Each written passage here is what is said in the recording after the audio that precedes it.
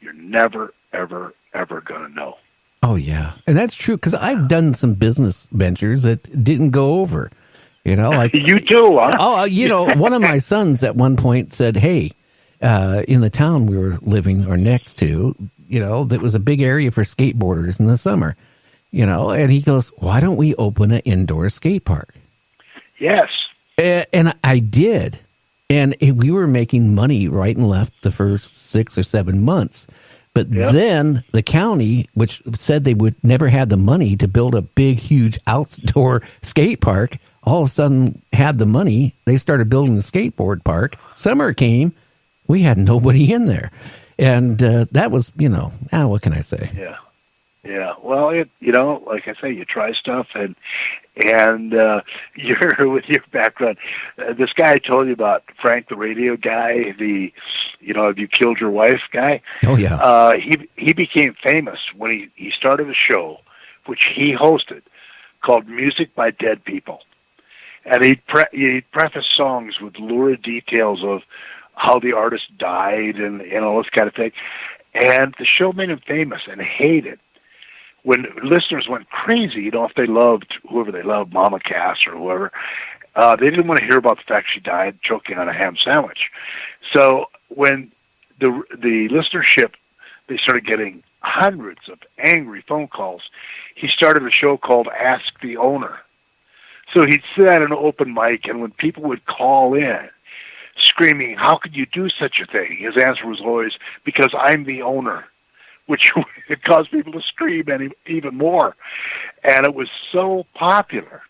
He recorded the most hostile responses and prefaced the show with snippets. I mean, you know how that's done, right? Oh, yeah. And so it became so popular, people actually paid money to advertise on it, which at his station was unheard of. So, well, yeah, you could just think about that. I mean, you could do that and be, people listen in. People are funny. I mean, if you have even the world's worst show, people listen to it because it's the worst show. And, and if he was doing something that people hated what he was doing, they would listen because they hated it so much they had to listen what he was going to say next. Yeah, yeah. Oh, that's funny. So. I don't know. Yep.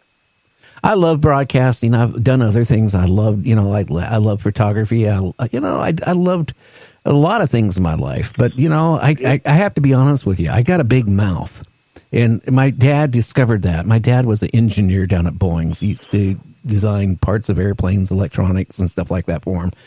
And when I was 10 years old, he bought me my first CB radio. And, and the next thing I know, I'm talking there. You didn't supposed to talk over a certain amount of miles, but there was skip in, and I was talking all around the world on a CB. And next thing I know, I had my amateur ticket, and then the bug got me, after I got out of the military. I want to do commercial broadcasting, and, and I loved it.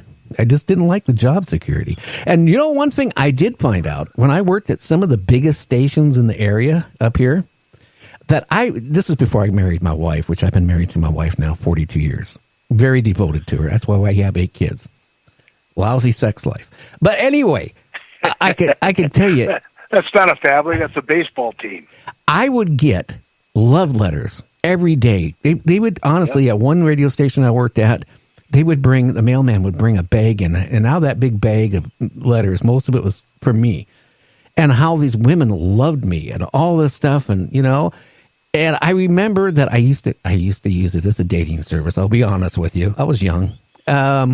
But the day I left that radio station, I started calling up my numbers in my book, from these letters, and you know what they would say to me?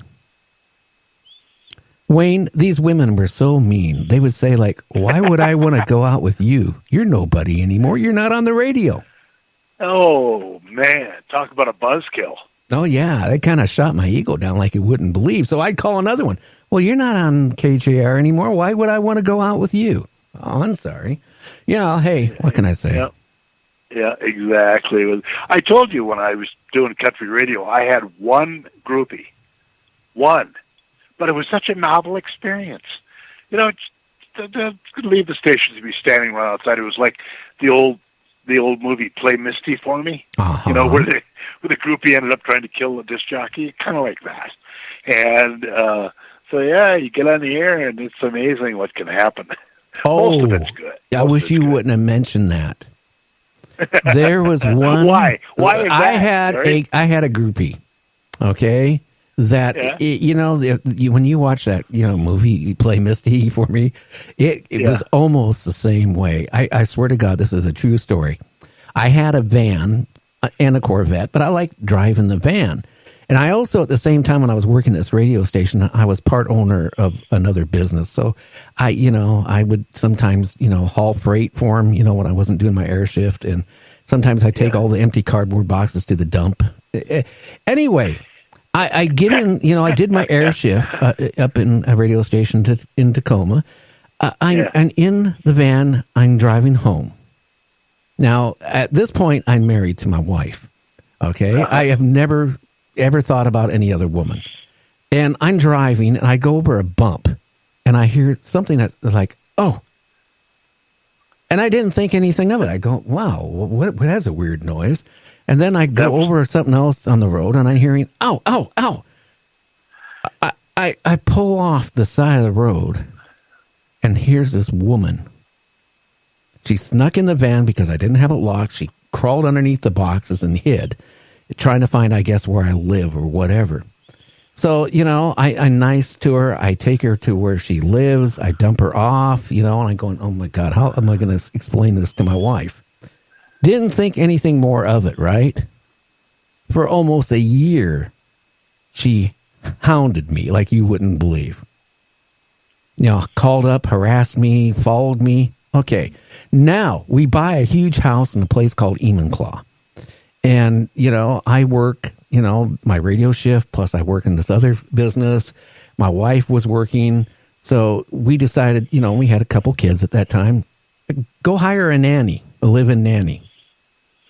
So my wife puts an ad in the paper, hires this girl, and she's telling me, I hired this girl, I think she's going to work out really great. And I said, okay, fine, right? 2 days later, I walk home, come home, open the front door, go into the living room, and here's the nanny. The same one. Now I am freaking out. Okay. How do I tell my wife that this is a stalker? It was the hardest thing ever I ever had to go through. It was totally mind crazy. What did you do? What I did is finally I got my wife in the room. Okay, I got her in the room, and I knew whatever I was going to say, this woman is going to try to make me look bad. I sat there and said, hey, look, I don't know who she is. She's been stalking me. There's people at the radio station that have seen her. And I threatened her. I said, if you don't leave the house now, here's money, get a taxi or whatever. I'm calling the police. Yep. And then that was the end of it. But it was horrible. Worst thing I ever gone through in my life. You talk about writing a book. You need to write a book. I can't spell good enough.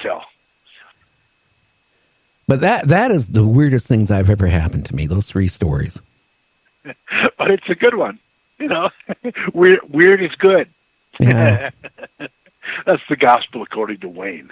Yeah, well, I can honestly tell you, the girl looked like she came from Germany in like the 30s. A big, stocky girl, and it was so scary. Wow. Well, I got to admit, you got me there. I haven't had that happen, but although I've been married to my own wife about as long as you have, so there you go. Oh, you want her phone number? I'm sorry. What's that? No, believe me, I got troubles enough. Yeah. We all do. We all have problems, and it's no matter what people say, I don't have any problems. Everybody has a problem. Yeah, I had a friend of mine who got diagnosed with Parkinson's, and I was talking to him, and he said, he's pretty cheerful about it, and he said, everybody's got something, and that's the truth. Everybody's got something. It can be physical, it can be mental, it can be financial, whatever it is, family problems, whatever it is, everybody's got something. I remember my granddad, when I was a lot younger, I was whining about something. And he just looked at me and he said, "Grandson," he said, "shut up. Nobody wants to hear your crap. Everybody's got crap of their own. They don't need to listen to yours." Yeah, and that's absolutely true.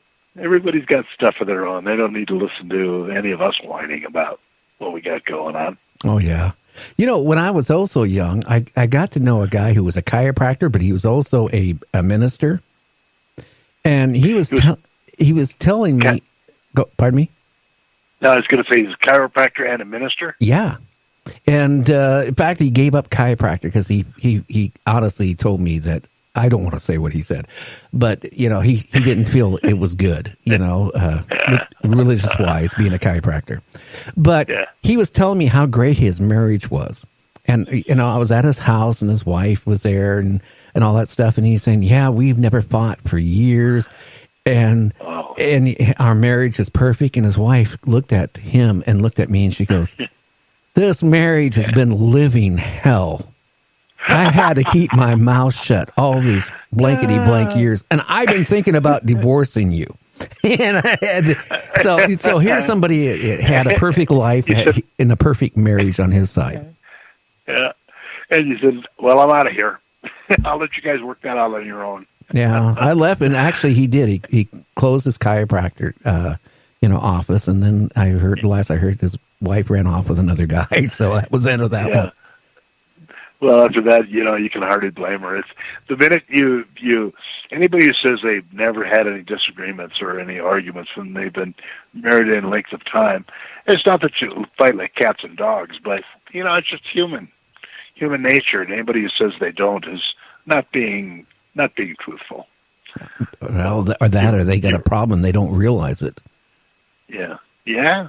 Oh. 8 kids. Wow. 8 kids, well, all from the same wife. That's getting to be rare.